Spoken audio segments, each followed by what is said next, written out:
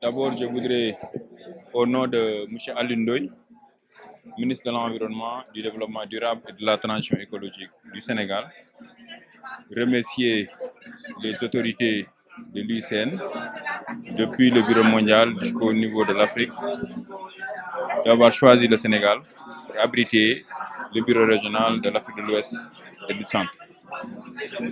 Je suis d'autant plus heureux qu'un de nos compatriotes a été désigné pour conduire les destinées de ce bureau régional.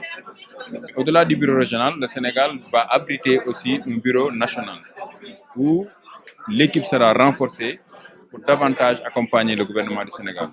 L'UICN, comme son intitulé, Union internationale pour la conservation de la nature. Et je me suis posé un certain nombre de questions quand je suis venu dans les locaux pour le dire. Est-ce que quotidiennement, nous contribuons à la conservation de la nature? De par nos actes quotidiens, de par nos manières de vivre, de par nos manières de consommer, est-ce que nous contribuons à la conservation de la nature? Et je pense que c'est des réflexions qui sont là. Nous notons, pour le déplorer, les conséquences désastreuses des changements climatiques, avec des températures qui sont de plus en plus élevées, des inondations de plus en plus accrues. Aujourd'hui, nous sommes pratiquement à la fin du mois d'octobre.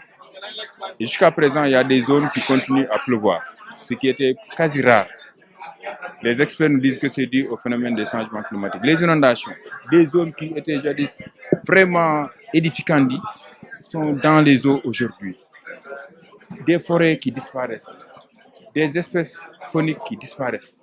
Et aujourd'hui, nous tous, nous croisons les bras, nous nous lamentons pour dire qu'il fait chaud, mais peut-être qu'on ne se pose pas les questions pourquoi il fait chaud et qu'est-ce que nous devons faire pour atténuer. Certes, nous polluons moins, mais nous subissons plus les conséquences des changements climatiques. Donc je pense que le chef de l'État a défini des leviers très clairs pour encourager d'abord le reboisement massif au Sénégal, le reboisement de nos villes, de nos campagnes, des axes routiers autoroutiers, parce que l'arbre peut contribuer à l'atténuation et à la séquestration du carbone. Ensuite, développer des projets innovants. Aujourd'hui, le Sénégal est en train de développer des projets dans le transport, à travers le BRT, à travers le TER, qui sont des transports propres, comme on le dit. Mais aussi dans le cadre du mix énergétique. Le Sénégal est l'un des pays qui a un taux le plus élevé de mix énergétique. Aujourd'hui, nous sommes pratiquement à plus de 30%. Et bientôt, nous allons exploiter le gaz qui est une énergie propre et que les autorités veulent faire profiter au Sénégal, mais pourquoi pas même aux autres pays qui n'en disposent pas à travers l'exploitation du gaz.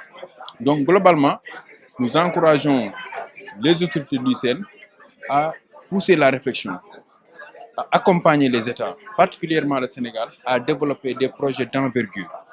Nous avons des parcs, nous avons des aires marines protégées, nous avons des forêts communautaires comme forêts classées. Aujourd'hui, qu'est-ce que l'UICN peut faire pour accompagner l'État du Sénégal dans le cadre de l'élaboration de projets d'envergure qui vont mobiliser énormément de ressources pour renforcer, restaurer notre écosystème, mais conserver aussi notre écosystème pour les zones où jusqu'à présent nous disposons de ressources. Globalement, c'est ce que je voulais lancer comme appel, inviter nos acteurs locaux, inviter les partenaires, inviter le secteur privé à se joindre à l'UICN pour accompagner l'État du Sénégal dans le cadre de sa politique de conservation de la nature de manière globale. Et je l'ai dit, à l'époque, on avait un ministère de l'Environnement et de la protection de la nature. Aujourd'hui, nous avons un ministère de l'Environnement, du Développement durable et de la Transition écologique. Quelques années avant, on avait le ministère de l'Environnement et du Développement durable. Cette évolution s'explique par le contexte.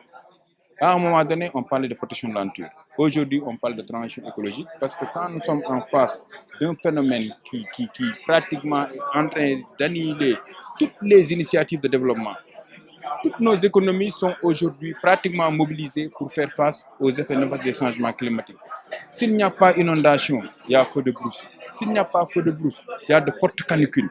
Et à chaque fois, les gouvernements sont obligés de mobiliser des ressources pour soulager les populations, mais aussi pour réaliser des infrastructures pour s'adapter au contexte. Voilà globalement ce que je voulais dire. tout en remercier encore au nom du gouvernement du Sénégal, mais au nom aussi de M. le ministre Alioune Ndoye, les autorités de l'UICN d'avoir abrité leur siège au Sénégal.